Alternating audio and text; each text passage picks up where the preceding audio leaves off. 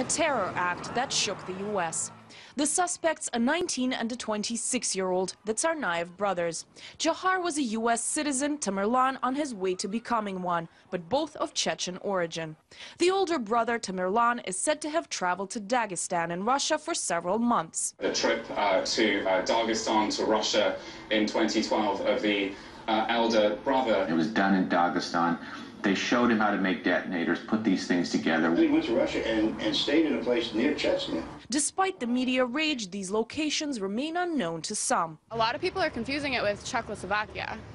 And yeah, whatever it's called. I know I did. I can't assume that the majority of Americans today even speak English. Young at the time of the bombings, the Tsarnaev spent the last decade living in the U.S. Coming from those countries, where those countries harbor resentment against the United States. And while the origin and, yet again, religion are already largely blamed as the root of all evil, the investigation is only in its first stages. Somebody who's grown up in a Muslim family. They then became religious zealots, and they then became jihadists. Those who knew the two brothers say the media is taking it over the top. They can't always be trying to rush to be the first ones to break a new piece of information. Local blogger Luis Vasquez knew both brothers well. Dzhokhar, he was here since he was little.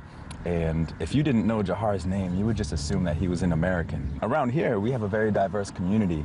And it's normal to hear for someone to go back to their country. He says over-sensationalizing the Tsarnaev's background doesn't get any answers to the question why being answered. Tamerlan, and even from coaching with his brother, they would never go around pounding their chest about their religion. The most extensive conversation I've had about their background is them telling me where they're from. That's it. That's it. And then after that, oh, let's talk about boxing. Let's talk about lunch. That's it. Samuel went to high school with Dzhokhar, who has now been charged with use of weapons of mass destruction. The media has a way of spinning things, of course, and with regards to his nationality, to me it doesn't matter. It shouldn't matter. It shouldn't matter what his religion is either. When I graduated, there were 45 languages spoken just in my graduating class alone.